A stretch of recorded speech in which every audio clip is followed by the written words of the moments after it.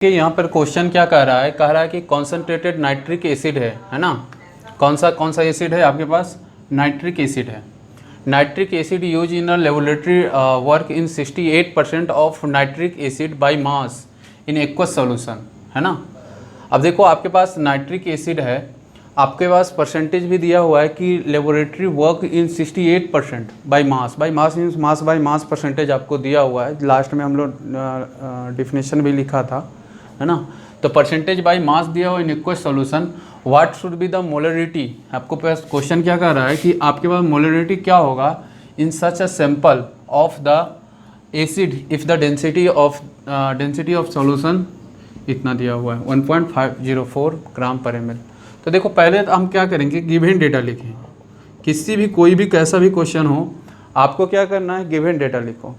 Given data लिखने के बाद उसको एक्सपेंड करने की कोशिश करो, है ना। उसका मीनिंग निकालने की कोशिश करो कि हमारा जो गिवन डेटा है और क्वेश्चन जो पूछ रहा है उस दोनों में रिलेशन क्या निकल सकता है कॉमनली, है ना। तब जाके ऑटोमेटिकली आपको रिजल्ट की ओर आप कंसीडर कर पाओगे, है ना। तो देखिए अब क्वेश्चन क्या कर रहा है कि मास बाय मास आपको परसेंटेज दिया हुआ है, दैट इज आपके पास 68% है। कितना है? 68%, है ना। ये आपको 68% है। आगे कह रहा है कि आपके पास मोलरिटी इसका क्या होगा। मोलरिटी आपको पता है, कैपिटल M से हम इसे डिनोट करते हैं। क्या होगा जब कहता है कि डेंसिटी आपके पास ऑलरेडी दिया हुआ है कि डेंसिटी कितना है 1.504 ग्राम पर ml ऑफ सॉल्यूशन का, यह सॉल्यूशन का डेंसिटी दिया हुआ है ना।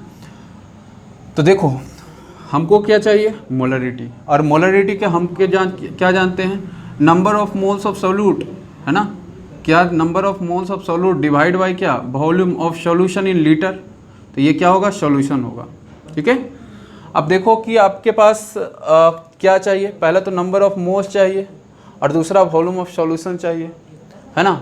अगर हम देखें तो यहाँ पर गिवन डेटा से हम एक्सपेंड अगर करें तो ये सब क्या वैल्यू चांसेस है कि हम निकाल पाते हैं। देखो अगर हम 68% दिया हुआ है, इसका मतलब क्या है, तो कहता क्या है कि मास बाय मास परसेंटेज लिखोगे तो क्या लिखते हैं कि मास ऑफ सोल्यूट, है ना, मास ऑफ किसका, तो सोल्यूट का, है ना, और डिवाइड बाय क्या, मास ऑफ सॉल्यूशन। तो कितना होता है mass of solution, that is 100 ग्राम हम लोग कंसीडर किए थे, याद होगा आपको, है ना। तो हम लोग यहाँ पर क्या करते हैं, तो देखो अगर 60% लिया हुआ है ना, तो समझ लो कि इससे क्या है कि आपको पता चल चुका है कि मास ऑफ सोल्यूट पता चल चुका है। क्यों? क्योंकि ये 100 ग्राम में 68% सोल्यूट का मास है, ठीक है। तो आपके पास क्या हो, निकल के आ गया, तो मास ऑफ क्या हो गया, सोल्यूट। तो सोल्यूट का कितना आ गया, 68, समझ रहे हो कि किस में आ जाएगा, ग्राम में। और आपके पास मास ऑफ सॉल्यूशन की बात करें तो मास ऑफ सॉल्यूशन कितना आएगा, 100 ग्राम, क्योंकि ये 100 ग्राम के लिए डिफाइंड होता है, ठीक है। अब यहाँ पे अगर हम बात करें सॉल्वेंट का, किसकी बात करें, सॉल्वेंट का, तो मास ऑफ सॉल्वेंट क्या आ जाएगा, तो सॉल्यूट माइनस क्या होगा, जैसे देखिए यहाँ पर क्या होता है, मास ऑफ सॉल्यूशन, है ना, law of conservation of mass से लिखते हैं, मास ऑफ सॉल्यूट प्लस क्या, mass of solvent, mass of solvent. तो मास ऑफ सॉल्यूट की कितना दिया हुआ है, 68, है ना, प्लस क्या, ये जो आपको चाहिए 100 ग्राम, तो इसको क्या करना पड़ेगा, माइनस करना पड़ेगा, है ना। अगर आप माइनस करोगे तो ये 32 ग्राम आ गया, ठीक है। तो क्या कह रहा है कि concentrator of nitric acid use in laboratory work of 68% of nitric acid, है ना, नाइट्रिक एसिड यूज किया जाता है by mass in aqueous solution. अभी एक्वस सॉल्यूशन का क्या मतलब है, एक्वस सॉल्यूशन का ये मतलब है कि उसमें दूसरा जो पोर्शन है ना, वो सॉल्वेंट जो आप देख रहे हो वो एक्चुअल में कौन है, तो दैट इज अ वाटर है। ये सॉल्वेंट कौन है, वाटर है, क्योंकि ये एक्वस है और नाइट्रिक एसिड को किस में मिला रहे हैं, तो वाटर में मिला रहे हैं, ठीक है। तो अब यहाँ देखो कि आपके पास नंबर ऑफ, आपको क्या चाहिए, सॉल्यूट का मास, और आपको नाइट्रिक एसिड का अगर हम बात करें, नाइट्रिक एसिड का फॉर्मूला, क्योंकि आपको मोलर मास चाहिए नाइट्रिक एसिड के, अगर हम फॉर्मूला की बात करें तो इसका होता है HNO3। HNO3 अगर आप करो कैलकुलेट तो क्या हो जाएगा, 1 प्लस नाइट्रोजन के कितने होते हैं, देख लो इसको कैसे कैलकुलेट करते हैं, 1 इंटू हाइड्रोजन प्लस नाइट्रोजन के 1 एटम, तो नाइट्रोजन 1 प्लस कितना हो जाएगा, ऑक्सीजन का 3 इंटू ऑक्सीजन, है ना। तो 1 इंटू 1 1 हो गया, और नाइट्रोजन के कितने होते हैं, 14, है ना। तो आपके पास 1 इंटू 14 कितना हो गया, 14 प्लस इसका कितना होता है 16, तो 3 इंटू क्या 16, चलो कर लेते हैं, तो कितना आ जाएगा 48। अब 48 प्लस क्या हो गया 15, कितना आ जाएगा, अब जोड़ो कितना आ गया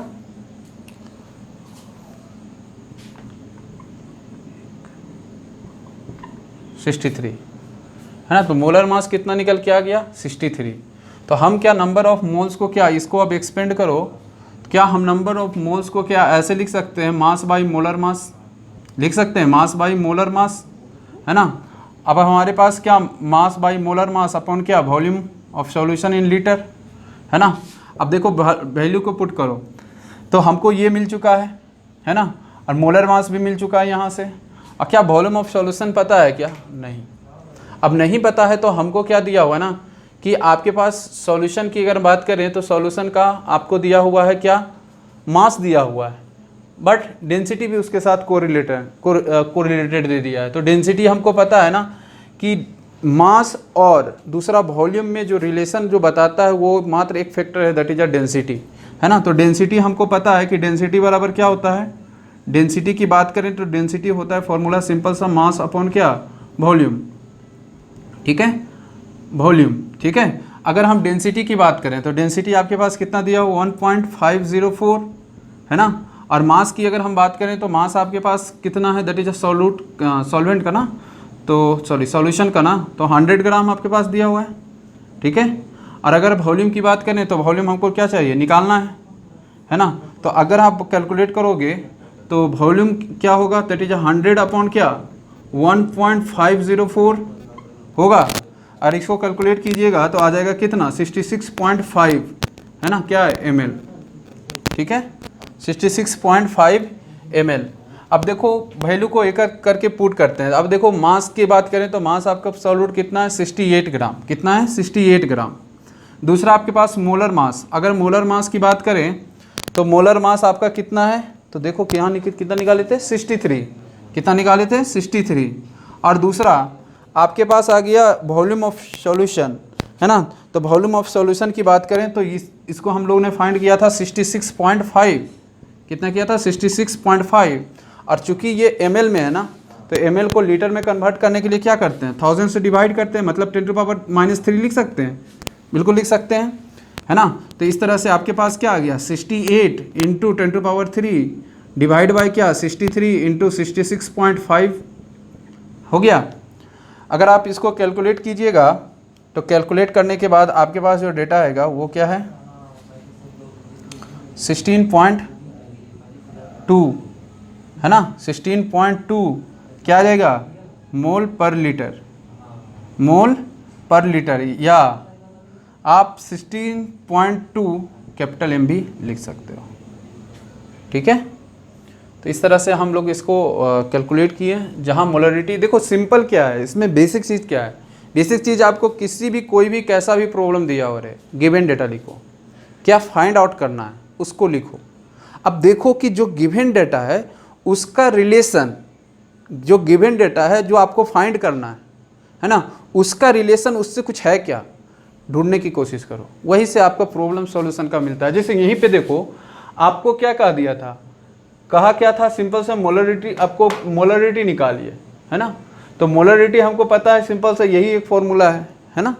दूसरी बात आपको मास बाय मास परसेंट दिया हो तो उसको एलोबरेट किए, जिससे बहुत सारा डेटा हमको फाइंड आउट हो गया, ठीक है।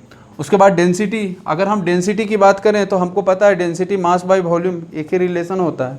वहाँ से हमको क्या किया, मैंने वॉल्यूम निकाल लिया, वॉल्यूम को मैंने यहाँ सिंपली पुटअप कर दिया, सिर्फ यूनिट को चेंजिंग किया, 10⁻³ से मल्टीप्लाई कर दिया, है ना। तो इस तरह से आप कैलकुलेट करेंगे तो 16.2 मोलरिटी आ गया ऐसा, ठीक है।